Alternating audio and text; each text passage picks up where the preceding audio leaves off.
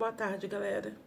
Então, vamos iniciar essa aula de hoje falando um pouquinho mais profundamente sobre o cuidado com o RN e com a parturiente, tá? Se entendendo que parturiente é aquela mulher que está em trabalho de parto, o RN ele tem suas classificações e algumas alterações fisiológicas que vocês vão compreender melhor até o final dessa aula, sendo que a maior parte das modificações ou manifestações do RN recém-nato, elas já estão percebidas pela população. Só que muitas das vezes ela traz muita dúvida, porque a pessoa não sabe se isso é normal ou anormal. E você, como profissional da área de saúde, precisa ter um entendimento mais amplo sobre toda essa anatomia do RN, ok? Vamos entender um pouquinho? Bora. A avaliação clínica, ela é feita por quem? Pela equipe médica e equipe de enfermagem, né?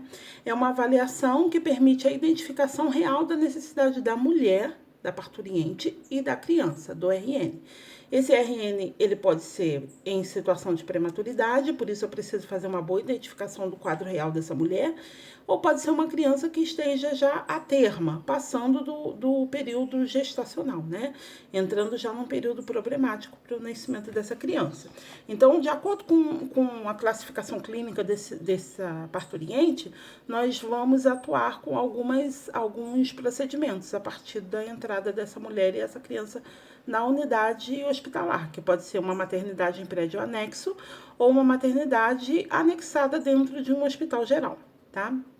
Sendo um dos instrumentos do profissional de enfermagem para o planejamento, implementação e avaliação de cuidado.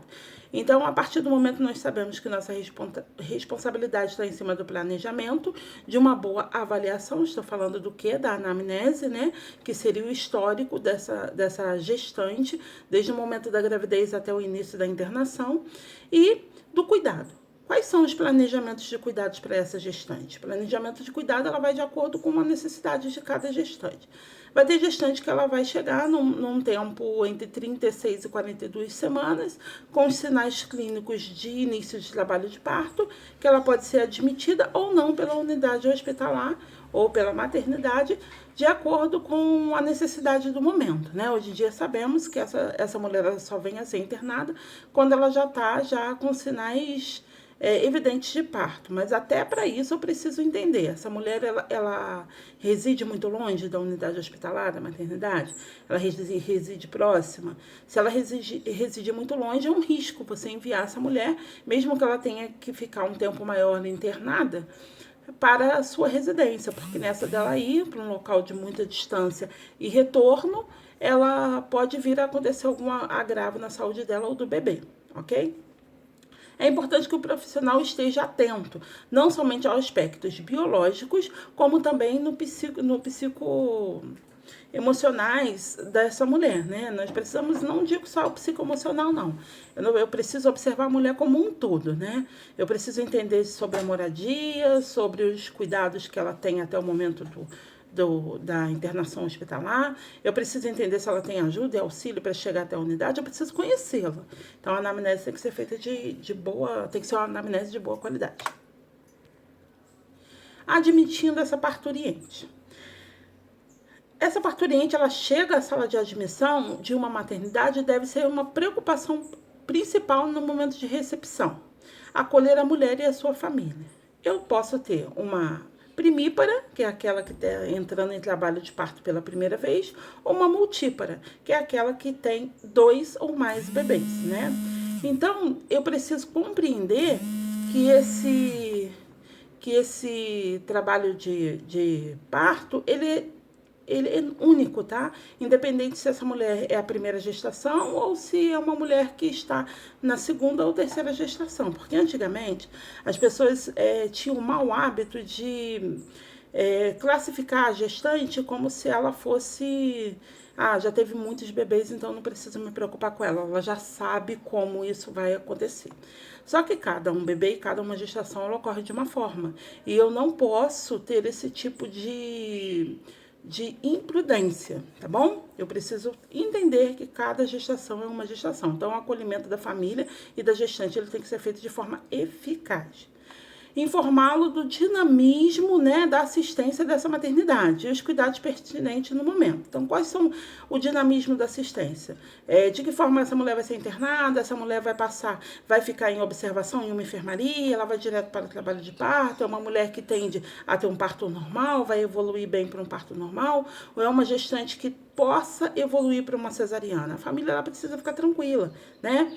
E cuidados pertinentes, saber se a mulher chegar já com toda a sua mala para a sua estadia na maternidade para do bebê, tá tudo tranquilo. Mas mesmo que ela chegue com a mala, eu preciso fazer a verificação se todos os pertences estão ok. Então, assim, essa lista de pertences para a maternidade, ela deve ser entregada no momento das suas últimas consultas. Caso isso não ocorra, fazer um checklist com essa mulher para saber se tudo que foi entregue à maternidade é o que ela necessita, né? Bom, acompanhá-la na admissão e encaminhá-la para a sala de pré-parto, que é a sala que antecede a sala de trabalho de parto, né? Você sabendo que a sala de trabalho de parto é uma sala cirúrgica. Colher os exames laboratoriais solicitados, hemogramas, VDRL, outros exames, observar no prontuário da paciente quais foram as solicitações de exames complementares desse médico, para poder facilitar né, que essa mulher venha fazer todos os exames, né? Caso não tenha realizado durante o período de pré-natal. Se a mulher chega com todas as consultas pré-natais adequadas e ela consegue chegar com todos os exames, o médico só vai solicitar algum exame caso ele queira investigar por um sinal e sintoma da parturiente. Caso isso não ocorra, tá tudo ok, o checklist de exame todo perfeito, a mulher vai ser encaminhada diretamente para a sala de pré-parto. Promover um ambiente tranquilo e com privacidade. Nesse ambiente tranquilo e com privacidade, a mulher ela precisa de descanso, ela vai passar por momentos de estresse, principalmente quando eu falo de parto natural. Mas o parto cesáreo não vai trazer estresse, vai trazer também. Então, a sala de pré-parto, ela precisa ser a mais ambientada possível, trazendo tranquilidade emocional para a gestante e para o início dessa nova vida, né? Monitorar a evolução do trabalho de parto e fornecer explicações e orientações. Explicações sobre o momento de respirar profundamente, explicações sobre o poder levantar ou não poder levantar, né, de acordo com a quantidade de dilatações dessa gestante, o momento em que ela pode deambular, o momento que ela não deve mais deambular, né, sabendo que a partir de 9 centímetros de dilatação, essa parturiente ela precisa se manter em decúbito dorsal, né, para poder facilitar a passagem do bebê. Decúbito dorsal, toda mulher ela é obrigada a ter bebê assim? Bom, infelizmente as maternidades e os hospitais, eles são preparados com aquela maca, né, ginecológica para o nascimento da mulher com a posição ginecológica. Mas isso não é uma obrigação. Hoje em dia, com parto natural e humanizado, as mulheres optam, né, pela forma de ganhar o seu bebê. O jeito que ela quer que esse bebê venha ao mundo. Só que isso precisa ser muito bem orientado, organizado, antes da entrada da mulher no hospital. Isso não pode ser uma organização de uma hora para outra dentro já da unidade hospitalar, tá bom? Características anatomofisiológicas dos recém-natos.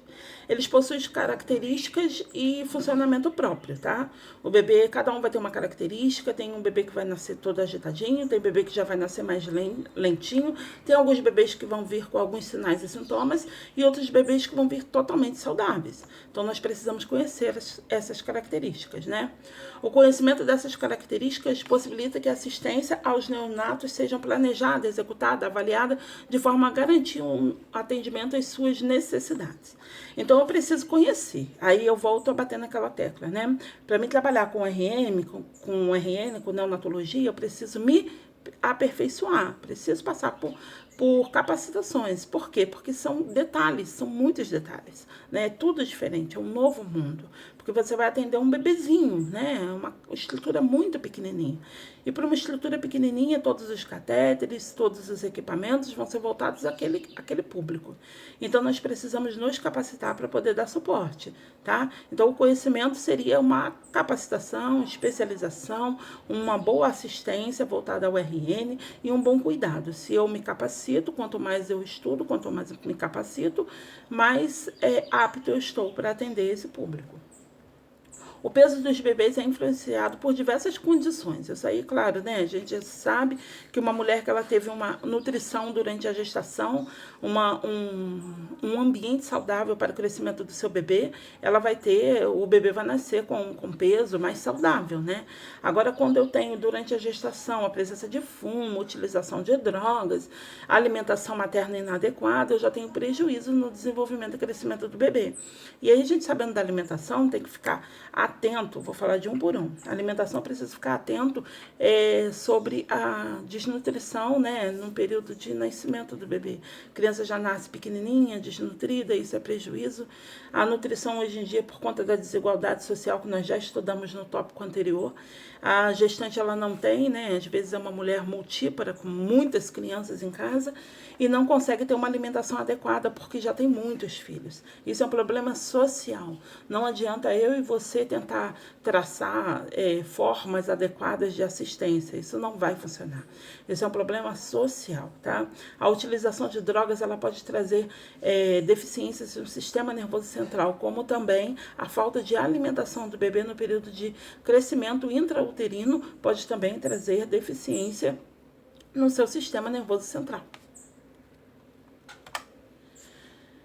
Os RNs apresentam durante os 5 primeiros dias de vida uma diminuição de 5 a 10% do seu peso de nascimento, chamada de perda ponderal fisiológica, decorrente à eliminação de líquidos e reduzida de ingesta. Então, o RN ele sofre um inchaçozinho, né, no momento do nascimento, por todo o procedimento ali feito, né, durante o seu período de nascimento, na passagem, né, por parto normal, né, por via vaginal da mulher, na passagem até no momento de cesariana, vem os medicamentos introduzidos nesse período que vai facilitar com que a criança tenha um certo edema.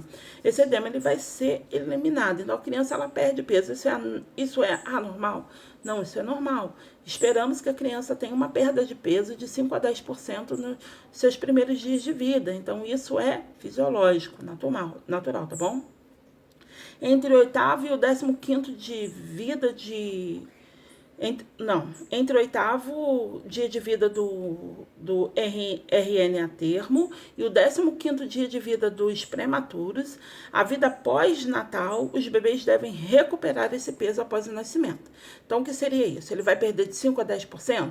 O prematuro perde, o neném com prematuridade vai perder de 5 a 10%, as crianças a termas, elas também vão perder os 5 a 10%. Então, eu tenho aí, para o a termo, 8 dias de recuperação. Para o prematuro, 15 dias de recuperação. Isso seria fisiologicamente normal.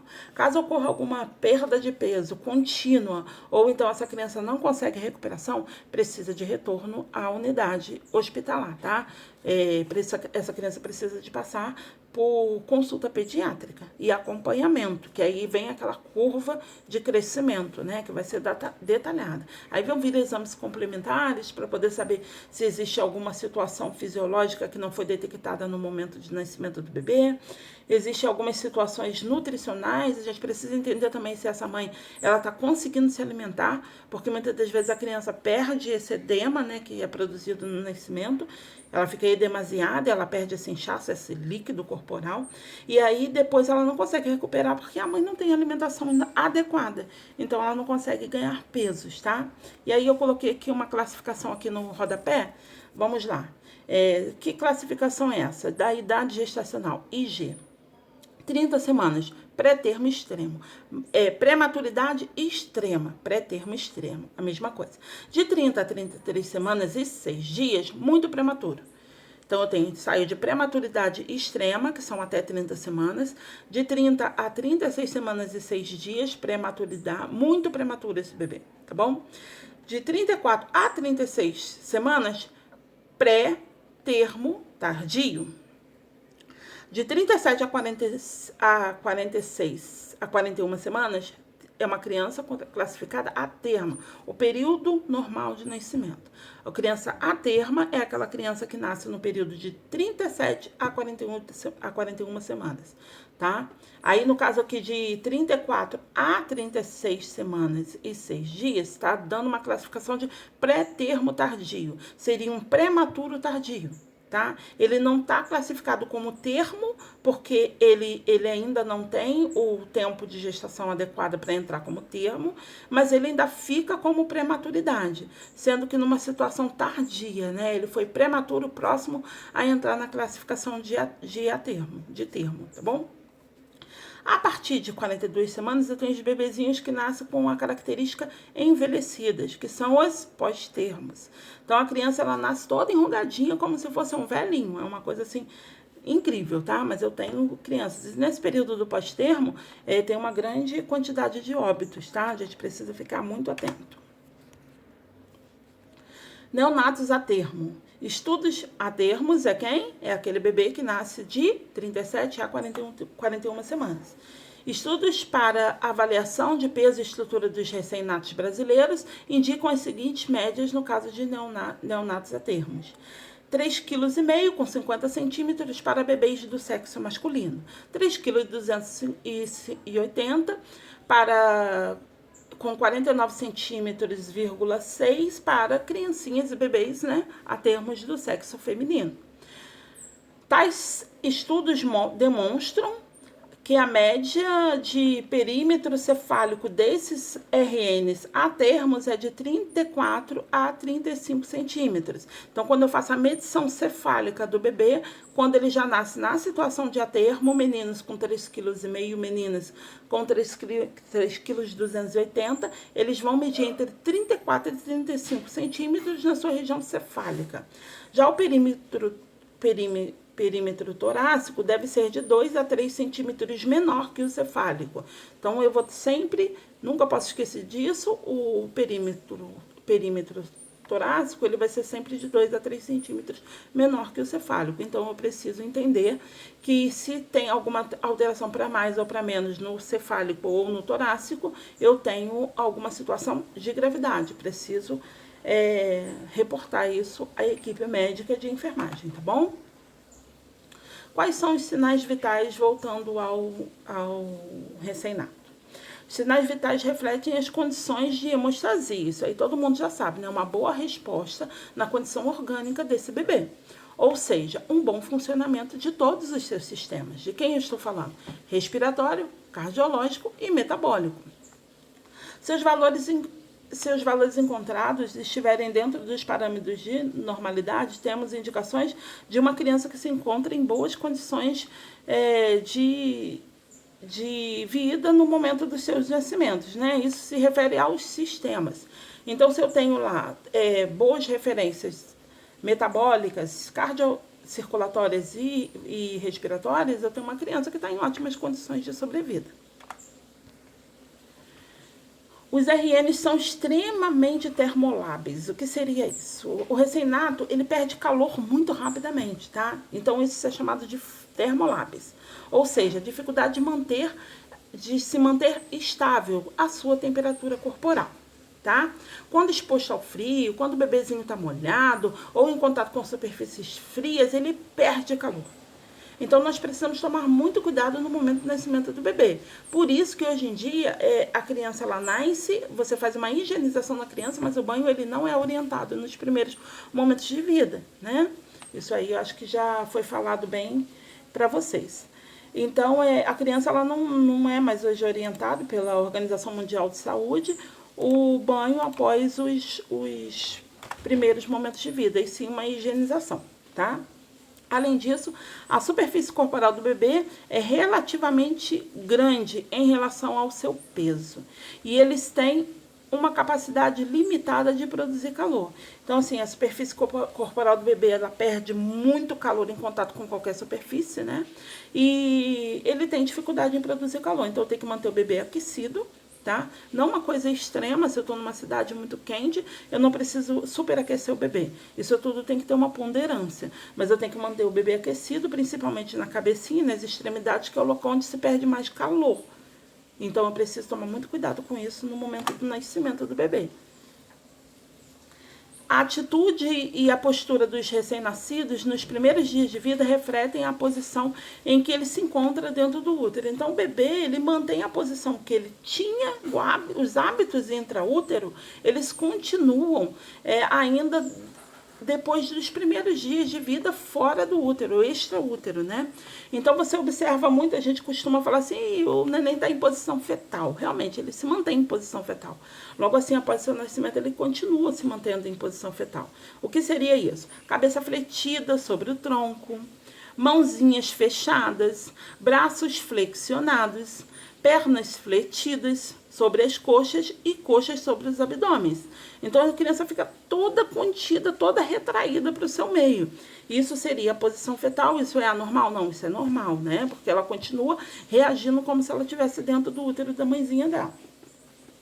A avaliação da pele do recém-nascido fornece importantes informações acerca do grau de maturidade, nutrição, hidratação e sobre a presença das condições patológicas. Então, tem que observar. Um bebê recém-nascido pré-termo, ele tem a pele mais sensível. Um bebê recém-nascido pós-termo, ele já tem a pele já com a característica envelhecida. Um bebê recém-nascido a termo, ele tem a pele com a característica, ele mantém o vernix caseoso, que é aquela gordurinha que fica por cima da pele. Então, são características que vão dizer se essa criança, em qual é a classificação do RN. Aqui eu só coloquei para vocês observarem a posição fetal. Quando você vê o bebezinho, assim que ele nasce, ele mantém a posiçãozinha dele, é o costume, né, a vida inteira ali dentro. Tudo que ele tem de experiência de vida, ele adquiriu dentro da barriga da mãe. E ele ainda é difícil ele perder o hábito fetal, tá bom? Aí tá o vernix caseoso de um bebezinho a termo GIG, né? Ou AIG, é grande para sua idade gestacional, tá? A pele do RN em termo, que se encontra em bom estado de hidratação e nutrição, tem aspecto sedoso, coloração rosada. O RN de cor branca, você consegue perceber isso mais nitidamente, né? Ou ele fica bem vermelhinho, então assim, é uma característica mais saudável, ele fica bem avermelhado. Nos RNs de cor negra, o turgor é normal e é reconhecido e é recoberta por vernix caseoso. Então, assim, o que seria o turgor? Essa pele mais opaca, né? Isso é normal, porque uma criança com uma pele, ela tem os melanócitos ainda que estão em produção, então isso é bem normal para a criança de cor negra. Então, a criança de cor branca, ela vai ser mais rosácea, vai estar mais rosadinha, e a criança de cor negra, ela vai estar mais turva, sendo que a pele vai estar muito recoberta pelo vernix caseoso, que é ele que vai dar a hidratação enquanto os melanócitos se produzem, se maturam. Nos bebês prematuros, a pele é fina e gelatinosa. Não teve tempo para poder manter todos os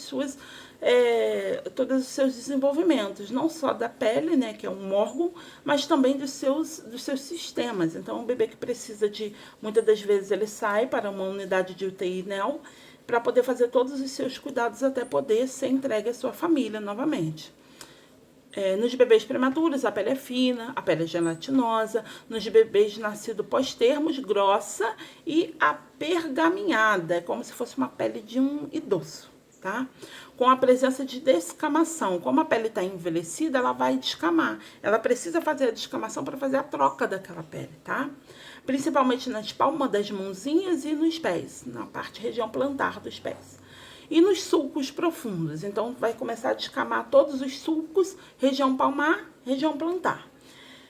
Tem também turgor diminuído. Das inúmeras características observadas na pele desses nenenzinhos, desses RNs, destaca-se que a presença maior de frequência das suas condições ou não de normalidade.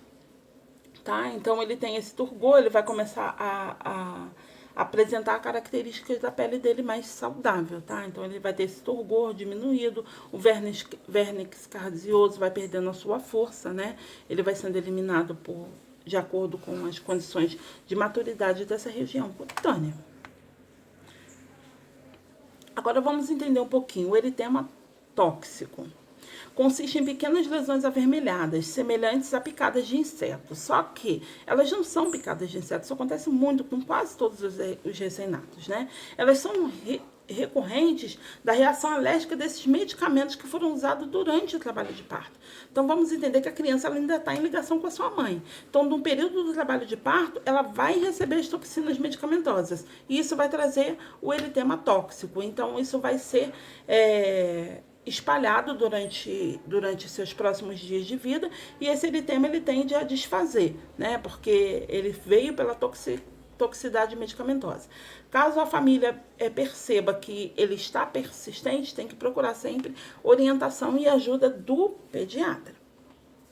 São decorrentes de alguma alergia a medicamentos utilizados durante o trabalho de parto e as roupas e produtos utilizados para a higienização do bebê. E aí a gente precisa dar uma atenção sobre essa situação, né? O bebê, ele acabou de nascer, ele não tem contato com nenhum produto químico. E aí eu preciso saber que roupa, ela precisa ser lavada com produto menos abrasivo, né? Eu preciso utilizar sabões para a lavagem da roupa desse RN. Isso tem que ser orientado pela equipe.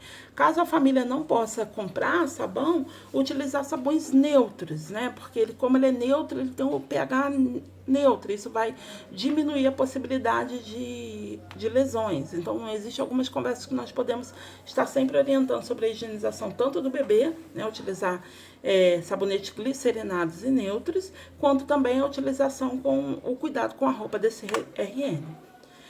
Milho. O nome, ele já nos remete ao quê? Aquelas sementinhas do milho, né? O que seria esse milho? São glândulas sebáceas, obstruídas, que podem estar presentes na face, no narizinho do bebê, às vezes no nariz e já pega a parte superior da face, pertinho dos olhos, né?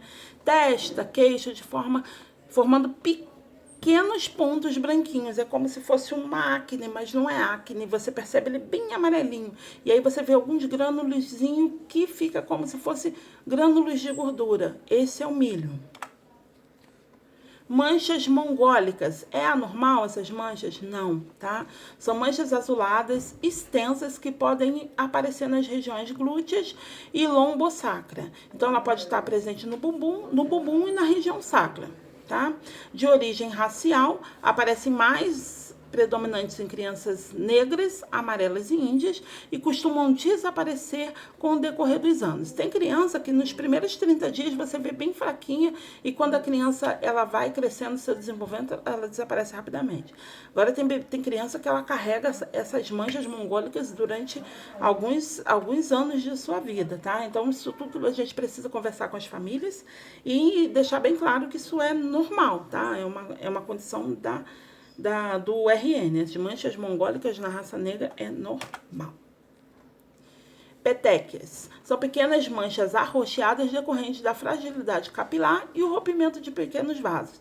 Então, seria normal a criança ela ficar com aquelas manchas arroxeadas, porque o trabalho de parto, gente, ela vai passar por partes moles e duras.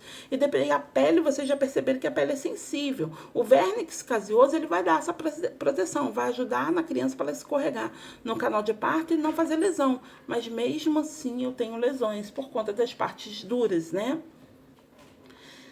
Quando presente na região do pescoço, ela também pode estar associada ao cordão umbilical, quando ele faz aquela circular de pescoço, tá? E como sepsemia e doenças hemolíticas graves. Então, elas também estão associadas a condições patológicas. Essa criança, quando ela aparece com essas petequias, quando elas são petequias em regiões que não estão tão predominantes, aí a equipe ela vai acompanhando. Mas quando ela aparece de uma forma mais grosseira, ela pode sim estar representando uma sepse, né? Que seria uma infecção generalizada após o nascimento do bebê, ou condições hemolíticas graves. Ela pode ter algum comprometimento na parte sanguínea dela, né? Ela pode não estar conseguindo estancar muito e tá tendo algum tipo de situação hemorrágica, tá? Cianose. Quando localizado nas extremidades, estou falando da mãozinha e do pezinho, a região perioral, boquinha, e e presente nessas primeiras horas de vida é considerado como um achado normal, tá? Porque a criança ela acaba de nascer, ela está começando a testar todos os seus sistemas, então seria uma situação normal. Em função à circulação periférica mais lenta nesse período, né? Como eu falei, a situação circulatória do bebê ela ainda está se adaptando. Pode também ser causada por hipotermia, principalmente em bebês prematuros, né? Excesso de a criança sentindo frio, perda de calor. Quando generalizada, é uma ocorrência grave. Cianose generalizada, eu tenho centralizada e generalizada, aí generalizada é grave, que está geral associada a distúrbios respiratórios e cardíacos. A criança ela não está conseguindo fazer uma troca gasosa eficaz. A cianose ela desaparece em poucas horas e reaparece se há frio ou choro. Então, eu preciso entender o que seria fisiológico, que seria patológico, né? Se for de extremidades e isso estiver logo após o nascimento, é o treinamento desse sistema respiratório e circular, né? Se a criança não estiver agasalhada de uma forma adequada, pode ser hipotermia. E se a criança está chorando, ela vai ficar roxinha. Agora, se for uma cianose generalizada, pegando todas as regiões desse bebê, pode estar ligado à falta a perfusão, né, do sistema respiratório e cardiovascular. Precisa ser averiguada, é uma situação grave, tá? Icterícia, acho que todo mundo já conhece melhor, né? Quando a criança está com essa coloração mais amarelinha, o que nós precisamos entender? Que se a icterícia ela aparece 36 horas após o nascimento, tá tudo ok. Em geral, não são patológicas, né? Não são patológicas, é normal, né? A criança ela está entrando ainda a sua organização de sistema. Agora, se as icterícias ocorridas antes dessas 36 horas, aí sim, ela precisa ficar, essa criança até costuma ficar internada e recebendo iluminação infravermelha para poder ela retomar, porque a icterícia ela pode ser patológica também, tá? Então, menor que 36 horas é patológico, acima de 36 horas ela não é patológica, mas precisa ser acompanhada, tá bom? Edema. Edema, a gente já viu que o edema é uma situação normal, né? Normalmente, quando a criança ela passa no trabalho de parto, aquilo é uma agressão muito grande, ela vai nascer demasiada, perde 5 a 10% do seu peso corporal. Mas o edema de membros inferiores, principalmente em contato com frequência em bebês prematuros, devido às suas limitações renais, cardíacas, decorrentes de maturidade de órgãos.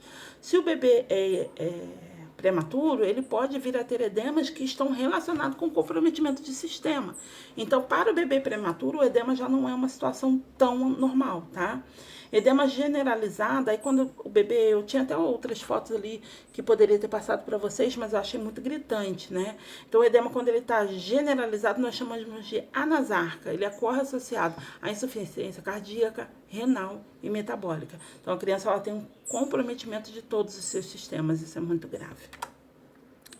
E até a próxima, espero que todo esse conteúdo tenha ajudado no entendimento de vocês.